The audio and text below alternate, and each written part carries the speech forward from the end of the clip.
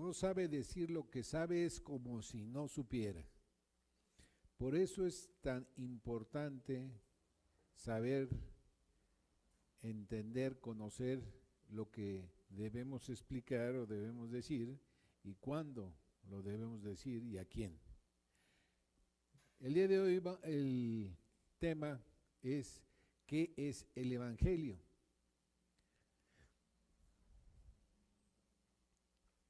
Durante el mes de septiembre que terminó ayer, estuvimos estudiando 4 temas que fueron el plan de Dios, la iglesia en el plan de Dios para las edades. Ahí aprendimos que la iglesia es un proyecto divino con un propósito eterno. La iglesia fue diseñada o concebida en la mente de Dios en la eternidad pasada, antes de la fundación del mundo, con el propósito que vimos ahí y que tiene un futuro glorioso en la presencia de Dios durante toda la eternidad. Aprendimos que la iglesia es el plan de Dios para alcanzar al mundo hoy, para manifestar su victoria progresiva sobre Satanás y para alcanzar a aquellos que serán parte del pueblo de Dios. También vimos que el propósito de la iglesia, nuestro Señor Jesucristo lo tenía muy claro. Él estableció su iglesia con un propósito en mente. Ese propósito lo podemos resumir en un propósito principal, que es exaltar a Dios, un propósito interno, que es edificar a los santos, y un propósito externo, que es alcanzar al mundo perdido, a los inconversos, a los incrédulos. Por lo tanto, veíamos que la iglesia existe para Dios, alabarlo. El propósito principal, porque toda la eternidad estará Dios siendo alabado por nosotros. Un propósito interno, que es edificarnos los unos a los otros, hasta que todos lleguemos a la unidad de la fe para edificar la iglesia, aprender lo que Dios quiere que queramos y salir al mundo a evangelizar al mundo perdido.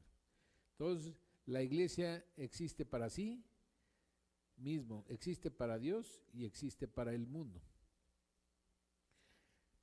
Y finalmente llegamos a la conclusión que la iglesia es el instrumento escogido por Dios para llevar las nuevas del evangelio hasta lo último de la tierra. Dios ha establecido a la iglesia para que a través de ella las naciones sean discipuladas, lo que conocemos como la Gran Comisión. Mateo 28, 19, ir y hacer discípulos a todas las naciones, bautizándolas en el nombre del Padre, del Hijo y del Espíritu Santo. Como hijos de Dios, esto nos convierte en embajadores de Dios aquí en la tierra. Segunda de Corintios 2:20, el versículo que aprendimos el mes de septiembre, nos dice: así que somos embajadores en nombre de Cristo, como si Dios rogase por medio de nosotros. Os rogamos en nombre de Cristo, reconciliaos con Dios. Un embajador es un representante de muy alto rango diplomático que da a conocer decisiones de una nación ante otra. Nosotros, como embajadores del reino de Dios, debemos conocer claramente lo que Dios quiere que demos a conocer en el mundo. ¿Y qué es lo que Dios quiere que demos a conocer en el mundo? El Evangelio. Por eso es importante y necesario que sepamos bien qué es el Evangelio y que lo sustentemos con fundamentos bíblicos. Esa es la razón de que hoy vamos a ver qué es el Evangelio. Oremos. Señor y Padre nuestro que estás en el cielo, queremos dar gracias el día de hoy porque nos permites reunirnos con el propósito de alabar y glorificar tu nombre, el propósito de edificarnos los unos a los otros, Señor, y con la finalidad de ir y alcanzar al mundo perdido. Enséñanos, Señor, lo que tú quieres que debamos aprender y comunicar al mundo. Te lo suplicamos en nombre de nuestro Señor Jesucristo. Amén. ¿Qué es el Evangelio? Si nosotros preguntamos en general qué es el Evangelio, una pregunta que hemos hecho ya en la escuela dominical, pues dicen unos, son las buenas nuevas. Otros dicen, pues son de los primeros 4 libros del Nuevo Testamento, Mateo, Marcos, Lucas y Juan. Otros dicen que es que Cristo vino al mundo. Otros dicen que es el plan de Dios para llevarnos a la vida eterna, salvándonos nuestros pecados. Y así, varias personas tienen diferentes opiniones lo que es el Evangelio. Sin embargo, vamos viendo qué dice la Biblia lo que es el Evangelio. Y nuestro hermano Bernardo acaba de leer precisamente lo que el apóstol Pablo nos enseñó que así mismo recibió que es el Evangelio. Primera de Corintios 15, del 1 al 4, dice el apóstol Pablo en forma así sucinta y condensada que es el Evangelio. Dice, además os declaro, hermanos, les doy a conocer o declaro, hermanos, está hablando a los cristianos, el Evangelio que os he anunciado, os he predicado, el cual también recibisteis, en el cual también perseveráis, por el cual asimismo, si retenéis la palabra que os he predicado, sois salvos, y si no, creísteis en vano. Porque primeramente os he enseñado lo que asimismo recibí, que Cristo murió por nuestros pecados conforme a las Escrituras, que fue sepultado y que resucitó al tercer día conforme a las Escrituras. 3 aspectos importantes y que no deben faltar cuando nosotros presentamos el Evangelio. Esto le llaman el carigma del Evangelio, el centro del Evangelio, el corazón del Evangelio, como cuando hablamos del corazón de una manzana, de una pera, sabemos que es el centro, el corazón. Esto es el centro del Evangelio. Esto es lo que el apóstol Pablo decía, que no se avergonzaba de esto porque es poder de Dios para salvación. Recordemos que decía, porque no me avergüenzo del Evangelio porque es poder de Dios para salvación a todo aquel que en él cree, al judío primeramente y después al griego. Esto es algo que cuando nosotros nos acercamos a algunas confesiones religiosas, incluso cristianas, vemos que hay cierta tergiversación y cosas que nos diluyen o nos distraen, porque actualmente hay muchas confusiones en lo que es el Evangelio y lo que significa. Hay quienes confunden el Evangelio con la solución a las crisis económicas de los pobres. Por causa de la injusticia social, dicen ellos, los pobres son abusados. Le decimos el Evangelio social. No es que la pobreza sea un pecado, dicen ellos, sino es pecado los inhumanos sistemas sociales, políticos y económicos que se han convertido en inmensas fábricas para producir pobres que pueden utilizarse como mano de obra barata el tiempo que sean útiles y después desecharse sin ninguna consideración. De tal manera que esos sistemas abordan países, ciudades enteras, los dejan destruidos, les roban sus riquezas naturales, los esclavizan con trabajos y después, cuando ya no sirven, no, pues ya para qué sirven, no, ya deséchenlos, ya no le den seguro médico, no le den atención, ya están todos enfermos, ya están, no, pues que se mueran ya mejor, que sigan, que vengan los que siguen. Y esto ellos lo promueven como una nueva doctrina, la doctrina de la solidaridad. Hablando de solidaridad, promoviendo esto, dice que la gente que promueve esto, que es para alcanzar un nuevo mundo en donde el cual la paz, la justicia social y el bienestar esté al alcance de todos. Si lo analizamos bien, pues no, pues qué bonito, qué bueno, pero ¿en dónde encontramos lo que es el Evangelio bíblico? ¿Dónde incluyen estas personas el Evangelio bíblico? Lo que dice la Biblia que es el Evangelio. En ningún lado. Por lo tanto, se desvían a las personas que tienen este tipo de enseñanza, se van hacia otro derrotero y llegan a conclusiones equivocadas.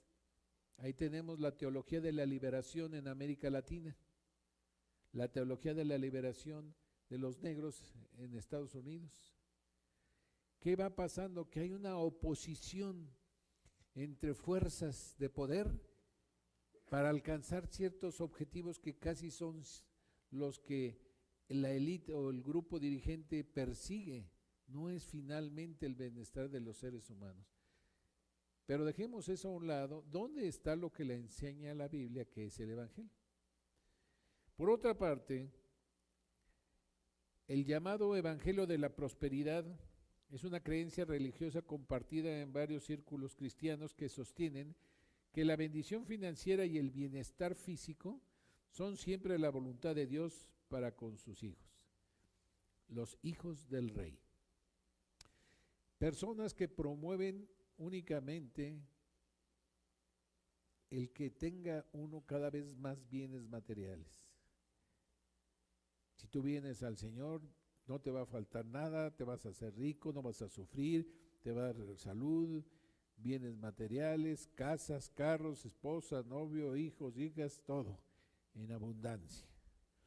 Y promueven eso a través de hacerles creer que con donativos financieros, con ofrendas grandes, con visualizaciones y con confesiones positivas lo van a alcanzar.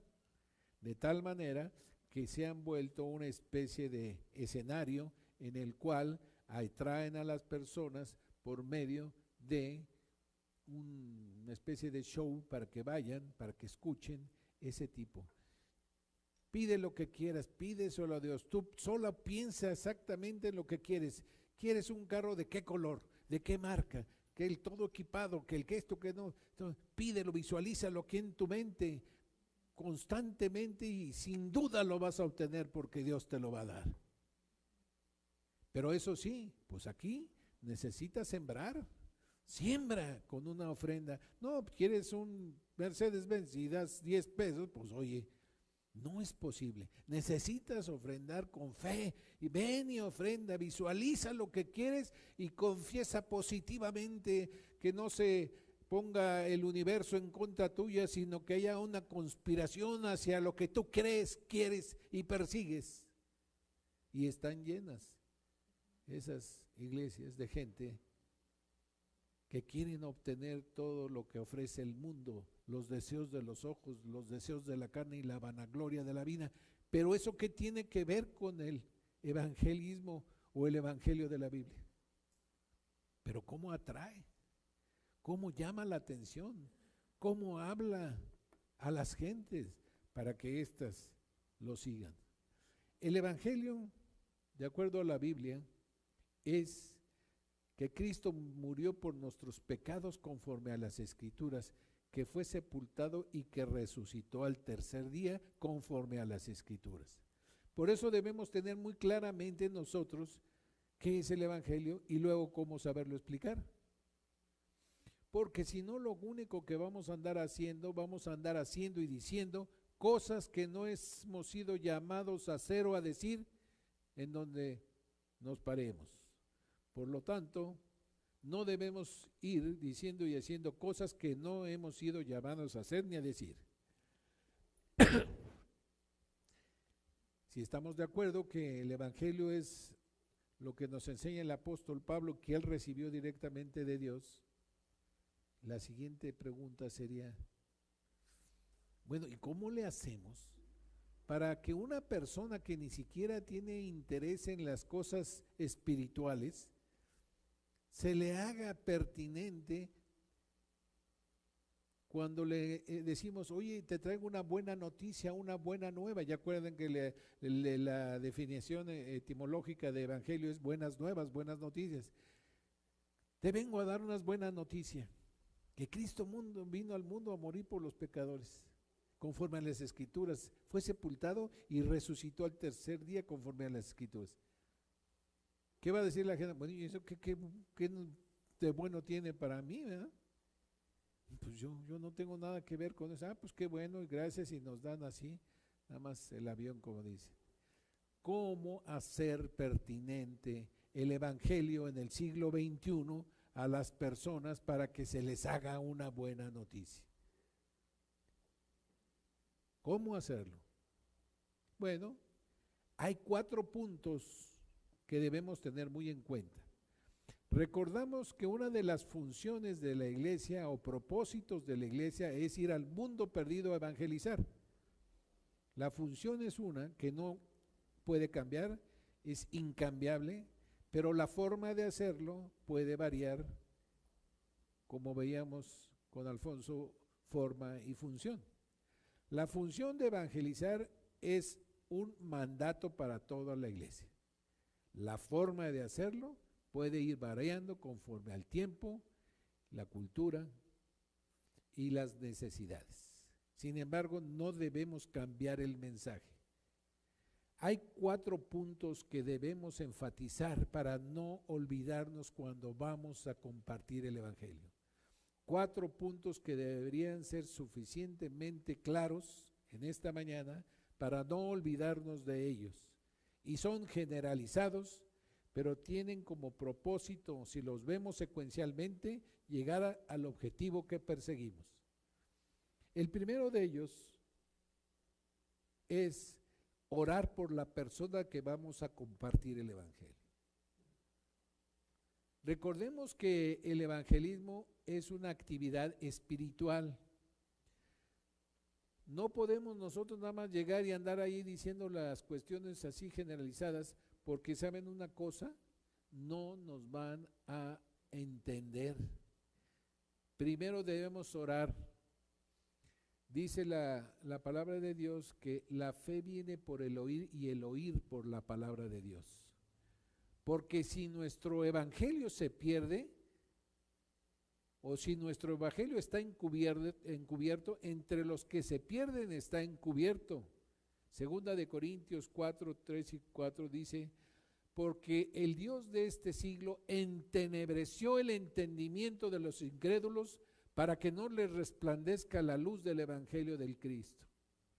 Estamos tan acostumbrados a vivir en este mundo material con todas sus cosas atractivas que no hay justo ni uno, no hay quien entienda, no hay quien busque a Dios. Todo mundo andamos buscando otras cosas en vez de buscar a Dios. ¿Por qué? Porque pensamos que aquí hay que vivir, tienes una sola vida, vívela, apúrate, gózala, dale rienda suelta a todo lo que quieras, haz lo que tú quieras, porque sabes una cosa, después de esto te vas a ir a la muerte. Así que la idea que el mundo nos da de por qué estamos aquí en la tierra es para que es la vida que tenemos ahorita, la gocemos al máximo sin tener en cuenta las consecuencias de nuestra manera de vivir. Por eso lo primero que no se nos olvide es orar por la persona con la que queremos compartir el evangelio. El segundo punto, debemos concientizarlos de su situación actual ante Dios. Debemos decirle que somos unos pecadores condenados al infierno. Por eso, como segundo punto, cuando ya empezamos nosotros a acercarnos, les debemos decir las malas noticias de cómo se encuentran. La mala noticia para todo el ser humano sin Cristo es que va directito al infierno. Es un pecador. Y para esto nosotros usamos la Biblia. Podemos, Romanos 3:23, por cuanto todos pecados están destituidos de la gloria de Dios. No hay ninguna persona que pueda buscar por sí mismo a Dios. No hay ni aún uno, gracias. No hay quien entienda que se está haciendo, que no podemos estar esperando que alguna persona de por sí, por su propia idea, llegue a conocer a Dios. No, no hay. Estamos muertos en nuestros delitos y pecados. Es como, por ejemplo, que llegara uno a darle consulta al CEMEFO a todos los cadáveres. Pues ¿de qué sirve? Están muertos. Ahí, ¿de qué sirve llevar oxígeno, terapia intensiva? No sirve de nada. Primero debemos captar la atención, haciéndoles ver su situación, concientizándole de su postura ante Dios, pecador. Y para esto utilizamos la palabra de Dios. Todos hemos pecado. Luego las preguntas que hemos aprendido, cuando hay resistencia, oye, ¿te consideras una buena persona? Sí. ¿Crees que alguna vez has pecado en tu vida? ¿Alguna vez has entrado en idolatría? No, pues es que yo nunca me hinco ni no, espérate. No nada más es hincártele a una imagen. Hay veces que idolatran otras cosas. Su posición social está primero que Dios. Su negocio, su dinero, su cuenta en el banco está primero. Eso es idolatría. No es malo el dinero, sí, pero sí es malo el amor al dinero, que es la raíz de todos los males, el cual codiciando algunos han sido extraviados de la fe. Otro tipo de idolatría son cosas que algunos tenemos o tienen. Digo, a mí no me gusta el fútbol, pero yo veo que algunas personas no quieren ir a la iglesia ese día que hay partido, primero. Aunque digan que no es para tanto, cuando hay una cosa de esas, la ponen primero que Dios. Y así como eso, la gente tiene tendencia a idolatrar algo. Pero no nada más la idolatría, la codicia, la mentira, el robo, el falso testimonio, los chismes. ¿Cómo surgen y se desarrollan? Cuando nosotros empezamos a confrontar a la persona con la palabra de Dios, con la ley de Dios, y reconoce la persona que sí ha pecado, no, bueno, pues sí, a veces sí se me ha pasado y sí lo hago. A veces sí digo una mentira, bueno, pues sí me robé, pero un sacapuntas allá en la primaria y ya después nada de eso. Bueno, Dios sensibiliza los corazones y entonces la persona va entendiendo que delante del Dios 3 veces santo es pecador y la paga del pecado es la muerte. Entonces se le hace pertinente el evangelio. Oye, entonces, de acuerdo con el Dios que tú me presentas y lo que dice la Biblia, ¿yo me voy a ir al infierno? Sí, te vas a ir al infierno. Ahí yo también estuve en tu puesto, en ese punto un día. Reconocí que soy pecador y delante de Dios no tenía cómo pedirle auxilio. Por lo tanto, ¿sabes una cosa? No te puedes ayudar todo solo. Necesitas un Salvador, necesitas alguien que te ayude. Bueno, ¿y quién es? ¿O cómo le hago? Y ahí entra el Evangelio. Primera de Corintios 15. ¿Sabes una cosa? Hubo quien por mis culpas muriera en la cruz, por un pecador como yo, y también por ti. Y ahí podemos nosotros, Jesucristo, porque Él vino a morir por los pecados, conforme a las Escrituras. Podemos darle el conocimiento de acuerdo a lo que esté preparada la persona, pero la idea es que digamos que Cristo murió por nuestros pecados conforme a las Escrituras. Esa persona le podemos decir, bueno, fíjate que en el Génesis 3:15 ya se hablaba del protoevangelio, que la simiente de la mujer iba a triunfar sobre la simiente de la serpiente, y luego en Abraham, en tu simiente serán benditas todas las familias de la tierra, y en Gálatas 3:15, ¿cuál es? 3:16, que dice, y la simiente de la mujer es Cristo.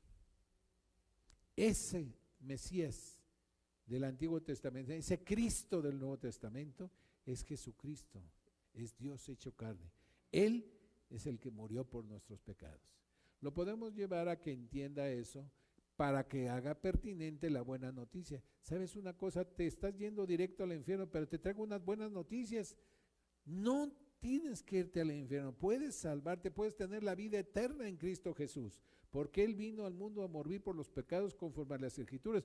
No nada más murió, fue sepultado, pero no se quedó sepultado, sino que también resucitó al tercer día conforme a las Escrituras.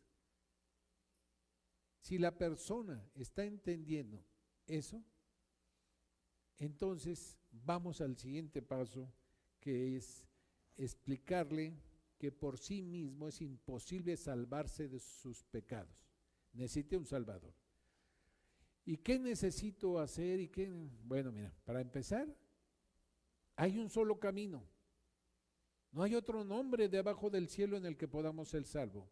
Nuestro Señor Jesucristo dice, yo soy el camino, la verdad y la vida. Nadie llega al Padre sino por mí.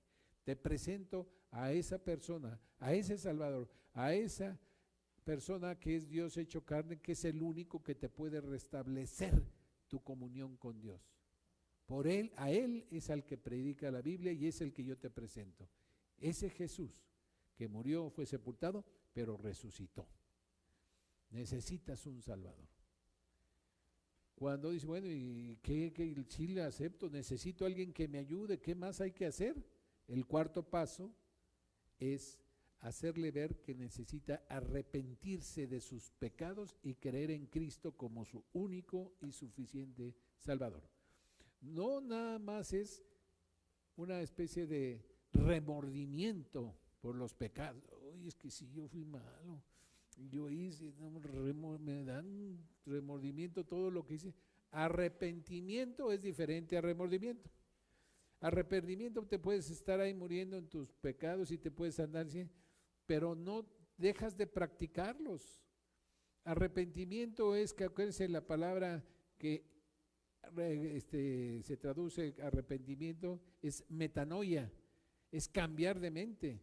Es que nosotros íbamos hacia el pecado, hacia la muerte, hacia la vida, hacia la muerte eterna, y de repente llega la luz del Evangelio de Cristo, me hace recapacitar, Señor, sí soy pecador, la verdad que sí, si he pecado, he mentido a esto, y el otro, perdóname, Señor. ¿Pero qué? El perdón, para que sea completo, necesita arrepentirse.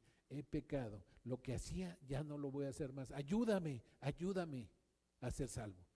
Darse la vuelta es metanoia. En vez de ver allá el camino del pecado, uno se voltea a ver la cruz de Cristo. Entre más pecador, más alejado de la cruz y más acercado a la muerte. Regresar y decir, Señor, ayúdame.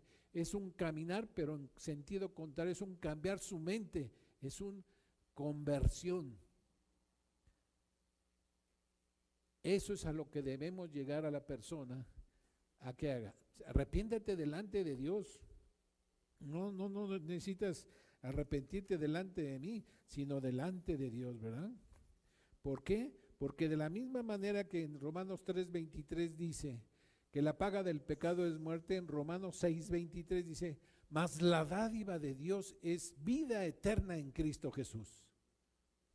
Entonces, no solamente podemos presentarle lo que la Biblia dice en cuanto a su condición sin Cristo, sino también su condición con Cristo, vida eterna en Cristo Jesús. Por eso nosotros decimos y entendemos que la salvación es solamente por gracia, por medio de la fe. Es un regalo de Dios. Efesios 2:8-9 dice, porque por gracia sois salvos por medio de la fe. Porque por la gracia de Dios, por ese favor inmerecido de Dios para con unos, poniendo nuestra fe en Cristo, somos salvos, no por obras para que nadie se gloríe. Dios tuvo misericordia para el que quiere tener misericordia y le dice las cosas, sensibiliza su corazón, quita la dureza. Esa persona deposita su fe en el Señor Jesucristo y en ese momento se da cuenta que no había obra ni va a poder haber alguna obra que pueda alcanzar lo que Dios ha hecho por él. ¿Y saben qué nos queda cuando alcanzamos eso? Solamente un espíritu de gratitud, un agradecimiento a Dios por decir, Señor, gracias porque me tuviste en cuenta. ¿Cuántas personas que tendrán mucha capacidad académica se les dificulta todo esto porque tienen entenebrecido su corazón para que no les resplandezca la luz del Evangelio de Cristo? Y a mí, Señor, uno de los peores del mundo, me rescataste del lodo en que yo andaba. Gracias, Señor. Oh hombre, ¿qué demanda, qué quiere Dios de ti? Hacer justicia, amar misericordia y ser humilde ante tu Dios. Eso es lo que Dios quiere, que a partir de ese momento que reconocemos a Cristo como nuestro Salvador, recibamos su palabra con fe. Juan 1:12 dice, mas a todos los que le recibieron, a los que creen en su nombre, les dio potestad de ser hechos hijos de Dios. A este acto de confiar solamente en nuestro Señor Jesucristo como nuestro único y suficiente Salvador, le conocemos como la regeneración o el nuevo nacimiento, dando Dios vida espiritual a quien deposita su fe en Cristo Jesús. A un muerto, a un cadáver, a uno del CEMEFO, de repente le influye vida y resucita de la muerte. Trasladado de la muerte a su luz admirable. La regeneración es un cambio radical, tal como nuestro nacimiento físico cuando nacimos en el parto dio como resultado un bebé que nacía al mundo terrenal. También nuestro nacimiento espiritual resulta en una nueva persona que entra en el reino celestial, en el reino espiritual, en el reino de Dios. Y tal como cuando nacemos en la tierra somos un bebé que tenemos todavía muchas carencias, muchas dificultades y necesitamos cuidado, también en el reino celestial, a partir de ese momento, tenemos, ¿qué cosa? Necesidades, carencias. Necesitamos a alguien como una nana, un paracleto, dice la Biblia, que es el Espíritu Santo. Por eso somos sellados por el Espíritu Santo de Dios, hasta que Él diga, vente hijo, entra en mi reino. De esa manera nosotros conocemos la regeneración como el nuevo nacimiento, como el Señor Jesucristo le decía a Nicodemo, os es necesario nacer de nuevo. Oye, pero ¿cómo puede entrar uno? Si no entras si no nacieres de nuevo, no puedes entrar en el reino de Dios. El nuevo nacimiento da como producto una nueva criatura. Segunda de Corintios 5:17, de modo que si alguno está en Cristo, nueva criatura es. Las cosas viejas pasaron, aquí todas son hechas nuevas. Las cosas viejas pasaron, todos los pecados y delitos y todo eso queda atrás. Porque en Cristo Jesús, Dios estaba reconciliando al mundo, no tomándole en cuenta sus pecados. Ven, arrepiéntete, reconcíliate con Dios, cree lo que Él dice, cree en el Evangelio. ¿Y sabes qué? Aquello va a quedar atrás y tú vas a tener una nueva relación viva con Dios a través de su Hijo Jesucristo.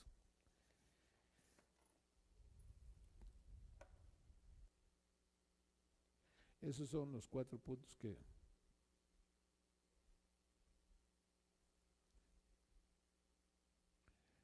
Al tocar estos 4 puntos, debemos dejar muy claramente en la persona con la que estamos hablando, que ya dijimos que nada más hay un camino a la salvación. Es que si yo puedo, es que si yo, y si hago, y que mira que yo a partir de ahora voy a hacer así, voy a hacer esto por el Señor. Olvídate, la salvación del Señor Jesucristo en la cruz dijo, consumada es, no tienes que hacer nada. Tú, como dice la Biblia, recibe la noticia y ponle fe a ella. Mas a todos los que le reciben, a los que creen, creer, se les dio potestad de ser hechos hijos de Dios. Al que recibe con fe la buena noticia, el Evangelio, Dios les da la autoridad para ser sus hijos. Que quede claro en nuestra explicación. Bueno, pero entonces, ¿por qué nosotros ahora somos embajadores y andamos ahí queriendo y creemos que es nuestra misión como seres humanos y como iglesia andar predicando el Evangelio? ¿Quién fue el que originalmente en el mundo predicó las buenas noticias, el Evangelio? ¿Quién? Marcos 1, 14 y 15, después que Juan fue encarcelado, recordemos que Juan el Bautista hablando, lo encarceló Herodes y en una fiesta, ¿se acuerdan que bailó la hija de Herodías, que dicen que se llamaba Salomé? Y le agradó tanto el baile a Herodes que le dijo, a ver, pídeme lo que quieras y te lo voy a conceder. Entonces esta muchacha va con su mamá y le dice, mamá, ¿qué pido? Como Herodías era esposa del hermano de Herodes, de Felipe, Juan el Bautista le estaba dale y dale, mira, no es lícito que tengas a la mujer de tu hermano, no es lícito, eso es pecado y eso no está bien. Y le reconcentradamente esta mujer, que también estaba con Herodes porque tenía con qué, y era pues más vida social, moral, porque Herodes era el rey, consentía en vivir con él, pues le daba un coraje que cada rato se lo estuviera recordando. Juan el Bautista le dice a la muchacha, oye, pídele la cabeza de Juan el Bautista. ¿Cómo? Pues ahí va la muchacha. Oye, Herodes, pues dice, lo que yo quiero es hoy mismo la cabeza de Juan el Bautista. Y Herodes le tembló el pulso, no quería porque tenía como profeta a Juan. Sin embargo, por no quedar mal ante la sociedad, dijo uno de sus soldados, ve allá a la celda donde está Juan, decapítalo y me traes la cabeza aquí. Y entonces le llevaron una bandeja, la cabeza de Juan, se la dio a la muchacha y la muchacha se la llevó a su mamá. Había dicho Juan que es necesario que yo disminuya, yo mengüe para que otro crezca. Entonces, después que Juan fue encarcelado, ya el Señor sabía qué iba a pasar. Nuestro Señor Jesucristo ya sabía.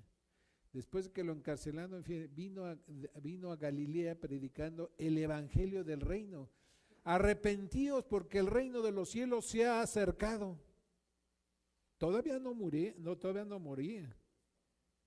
Entonces dice, bueno, ¿cómo que todavía no moría? Y dice que Cristo Jesús vino al mundo a morir por los pecados. Pues estaba dando las buenas noticias. ¿Saben qué? ¿Qué decía? El tiempo se ha cumplido y el reino de Dios se ha acercado. Arrepentidos y creed en las buenas noticias. O sea, Dios tiene sus tiempos para todo. Dios se hizo carne. Aquel Emmanuel, aquel Dios con nosotros de Isaías, aquel niño que iba a nacer y iba a ser el príncipe y todo eso, ya había llegado. El tiempo se ha cumplido. Ya.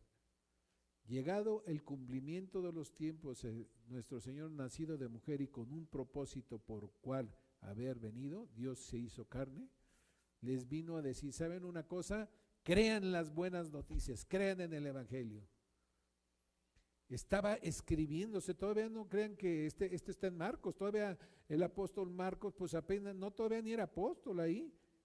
Marcos, porque esto fue apenas después de lo que lo había bautizado y andaba por ahí, todavía no había llamado a los discípulos, a los 12 para que fueran sus apóstoles.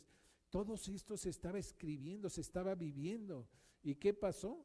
Nuestro propio Señor Jesucristo, el Dios hecho carne, empieza a predicar el Evangelio. ¿Saben una cosa? Pues Él sabe desde el principio el fin. El tiempo ya se cumplió y el reino de los cielos se acerca. Aquel reino arrebatado por Satanás allá en el Edén al hombre, ahora Dios ha tenido ya como cumplimiento, ya basta de que este individuo ande haciendo eso, ya el reino de los cielos se ha acercado. Y le predica a la gente que empiece a creer para hacerse ciudadanos del reino y después embajadores del reino ante el mundo perdido.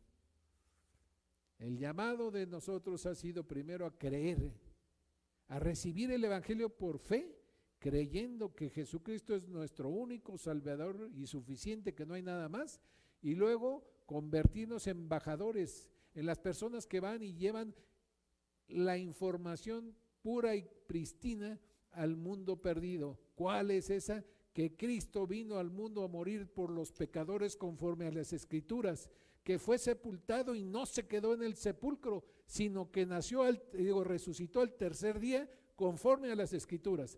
Todo esto ya estaba predicho, profetizado desde la antigüedad por Dios y se había hecho como una imagen de lo que había de venir, un simbolismo en la Pascua para recordarles año con año a ese pueblo cómo iba a ser un cordero sin mancha, un cordero que no había tenido que nada, se sacrificaba sustitutivamente por los pecados de aquel que presentaba la ofrenda.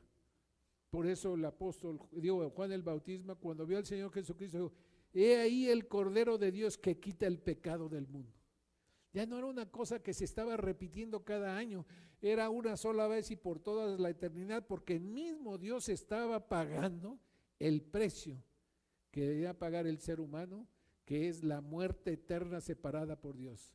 Estaba abriendo un camino único, suficiente y más que suficiente para la gloria, para volver a restablecer el vínculo de Dios con el hombre, que es nuestro Señor Jesucristo. Eso es lo que él predicaba, el inicio de las buenas noticias que venían al mundo. El reino de los cielos se ha acercado. Bueno, pero hay alguna confusión y diferentes puntos de vista de para quién son las buenas noticias.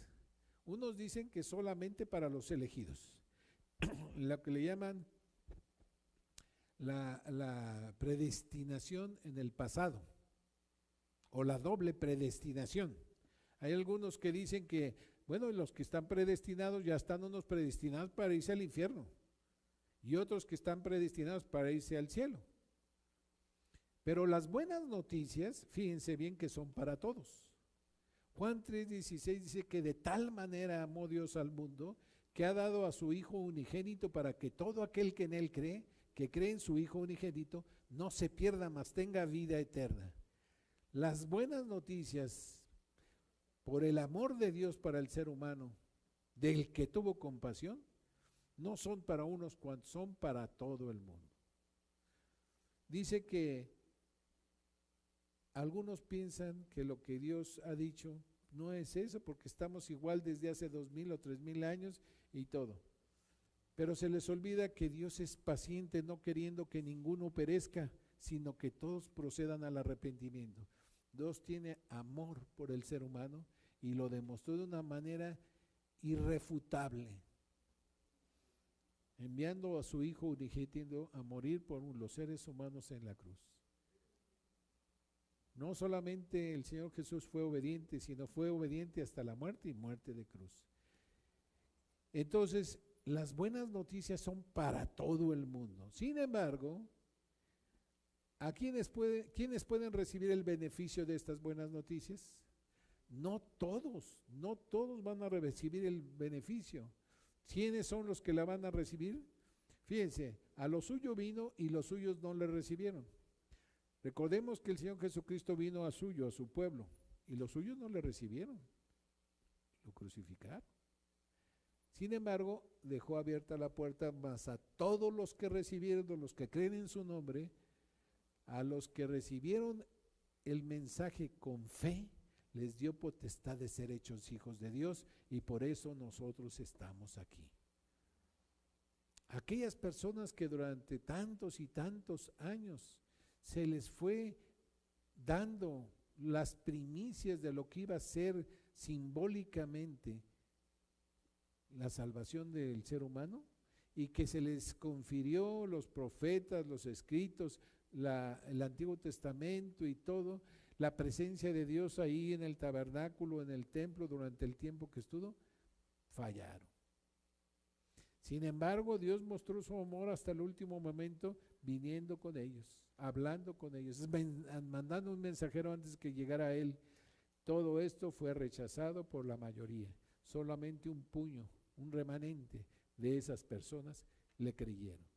Los demás, crucifícale, pensando que con esto iban a acabar con él. Sin embargo, al morir, él dijo que iba a mandar otro consolador. El Espíritu Santo llegó a la iglesia naciente en Jerusalén, y de ahí fue predicado la palabra de Dios en Jerusalén, en Judea, en Samaria y hasta lo último de la tierra, como vemos hoy. ¿Para quién es? Para todo el mundo la buena nueva. Para el evangelio debemos predicarlo a todos. Que lo acepten o no lo acepten es otra cosa. Pero nuestra obligación como iglesia, como hijos de Dios, como embajadores de Cristo, es predicarlo, explicarlo, hacerlo entendible, que sea pertinente a la sociedad en que estamos hablando, para que ellos decidan, aceptan o rechazan, si creen con fe. Entonces, los que van a hacer que este beneficio sea para ellos son a los que lo reciben con fe, el Evangelio. Es para todos, pero no se aplica a todos. ¿Dónde podemos fundamentar lo que decimos? En la palabra inspirada de Dios, que es la Biblia. Todos estos pasajes que he mencionado están en la Biblia. Por eso nuestros argumentos tienen un fundamento divino. Es la palabra inspirada por Dios. Cuando hablamos, no hablamos de lo que creemos, de lo que nosotros pensamos, de lo que me imagino. No, señores, cuando hablamos con estas porciones bíblicas, con estos pasajes, estamos usando la palabra de Dios. Nuestro argumento es con el fundamento divino. Acuérdese que la palabra de Dios es viva y es eficaz, es más cortante que cualquier espada de dos filos, va a penetrar el alma, el espíritu, las coyunturas y los tuétanos y discierne los pensamientos y las intenciones del corazón. No debemos pensar que nuestro conocimiento, nuestra elocuencia va a ser lo importante. Lo importante es la palabra de Dios, porque la palabra de Dios es la que por medio de ella, por medio de la palabra viene la fe, no por medio de nosotros. El Espíritu Santo actúa, porque como desciende la lluvia y la nieve del cielo y cae a la tierra y la hace germinar y producir y da semilla al que siembra y pan al que come, así será mi palabra que sale de mi boca. No volverá a mí vacía, dice el Señor, sino que hará lo que yo quiero y será prosperada en aquello para lo que la envié. Cuando nosotros usamos la palabra de Dios correctamente, es como una espada de dos filos. Jamás va a quedar una persona que la escucha igual. No porque sea nuestra prerrogativa andarle dando de espadazo a una gente, sino porque Dios le va a hacer sensible ese corazón. Aunque esté endurecido, va a llegar el momento que se quebrante. A lo mejor no es para arrepentimiento, pero jamás va a quedar igual. Ya nunca una persona queda igual cuando nosotros hacemos pertinente el Evangelio a ellas. Esa persona va a ser como cuando actúe fuera de los lineamientos de Dios, como echarle las perlas a los puercos. No va a estar igual ni va a poder vivir igual, porque al estar haciendo lo que hacía anteriormente se va a dar cuenta que está mal y va a ser una y otra vez un tormento para él vivir así, porque la palabra de Dios le dijo: este es el camino, y él decidió no seguirlo, él decidió no hacerlo, y ahora atente a tus consecuencias. ¿Me rechazas? Bueno, yo te lo ofrezco todo, te perdono todo. ¿Tú lo rechazas? Bueno, entonces te sientes más sabio que yo, dice Dios, te sientes más poderoso que yo. No, es que yo me lo puedo ganar con todo lo que hago por el mundo y que no. Las mejores obras de un individuo, dice la palabra de Dios, son como trapos de inmundicia delante de Dios. ¿Qué podemos ofrecerle? Lo único que Dios quiere es hacer justicia, amar misericordia y humillarnos ante Dios. Eso es lo que quiere, un corazón contrito y humillado. No despreciarás, oh Señor, dice la Biblia. Por eso, cuando usamos argumentos bíblicos, tenemos un fundamento divino. No somos nosotros los que opinamos, es Dios. ¿Desde cuándo está disponible la buena noticia de salvación para los incrédulos? Aunque sabemos que la salvación siempre ha sido por fe en la palabra de Dios, recordamos a Abraham que dije, y creyó Abraham a Dios y le fue contado por justicia. Creerle a Dios lo que dice, y fíjense que haberle creído como le creyó él, que le dijo: a ver, llévate a tu hijo y ofrécelo en sacrificio allá en el monte Moriah. Agarró al niño, se lo llevó y ya estaba por sacrificarlo, estaban con la leña y con todo. Cuando le iba a clavar el cuchillo, dice, manda un ángel: detente, Abraham, ahora sé que me temes. ¿Quién de nosotros puede? Uy, esa fe. Por eso le decían el padre de la fe a Abraham, porque él creyó que si Dios le dijo, sacrifícialo, lo va a resucitar, porque él me dijo, me dio la promesa de un hijo, que en mis simientes sean benditas las familias de la tierra. Yo sí creo lo que me dijo, y si a este hay que sacrificarlo, yo no sé cómo, pero él lo va a levantar. Entonces, siempre ha sido por fe. Pero ahora estamos viviendo lo que llamamos el periodo de la gracia o la época de la iglesia. Estamos viviendo en un periodo que tuvo un inicio con la primera venida de nuestro Señor Jesucristo y va a tener un final en su segunda venida. Este tiempo tiene caducidad, se va a acabar. Fecha límite, no sabemos cuál es. Lo que sí sabemos es que se va a acabar. Una fecha límite, y entonces nosotros debemos hacerlo. ¿Cuándo lo debemos hacer? Dice Hebreos, en tanto que se dice, si oyeres hoy su voz. El día de salvación puede ser hoy. No endurezcáis vuestros corazones como en la provocación. El día de hoy puede ser el día de salvación para alguna persona, no lo sabemos. Por eso nosotros, ante la posibilidad de compartirlo, debemos estar preparados para presentar defensa con mansedumbre y reverencia ante todo aquel que demande razón de la esperanza que hay en nosotros. Nosotros tenemos que saber esto, saberlo bien, y no nada más saberlo nosotros, sino saberlo comunicar, compartir con las personas. Por eso es importante que nos capacitemos y edifiquemos los unos a los otros para poder llegar a compartir correctamente lo que la Biblia enseña, que es el Evangelio. Porque el Evangelio es poder de Dios para salvación, no nuestra interpretación del Evangelio. En conclusión, si sabemos todo esto, ¿qué vamos a hacer?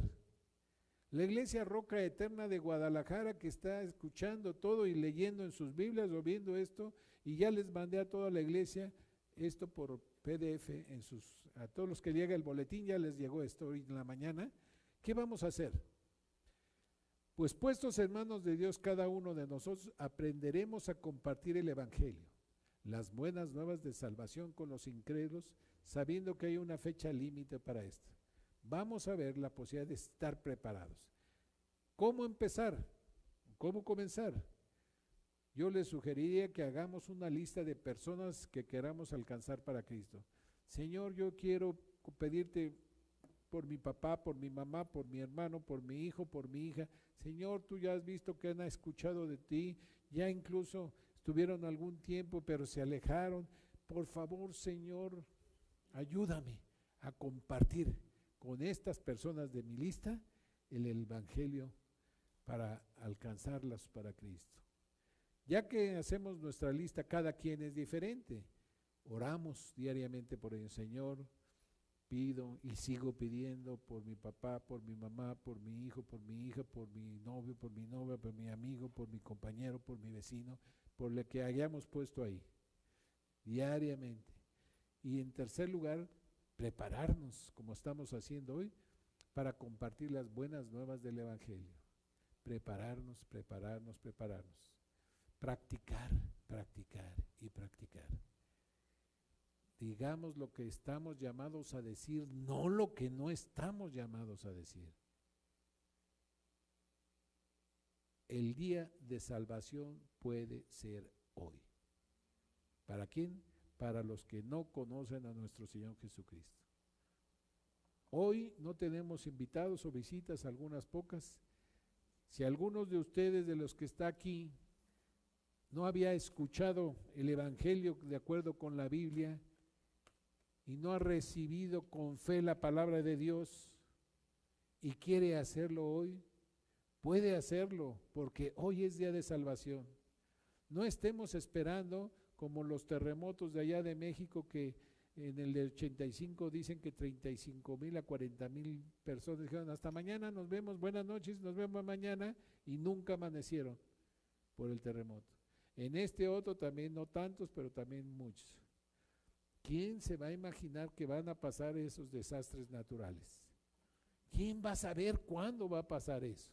No se pueden predecir. El arrebato está a las puertas. La segunda venida de nuestro Señor Jesucristo y la gran tribulación después de eso también. Pero ¿saben una cosa? Nadie sabe el día ni la hora. Por eso nosotros tenemos que estar preparados. Si alguno en su mente, en su corazón, desea recibir la palabra de Dios, el Evangelio, con fe, hágalo hoy mismo. Hoy es día de salvación. En su casa, en donde quieran ahí, acérquense personalmente con Dios y con sus propias palabras: Señor, yo quiero creer en ti. Yo quiero pedirte, Señor, que me permitas conocerte personalmente. Quiero que me des la oportunidad de ser un hijo tuyo.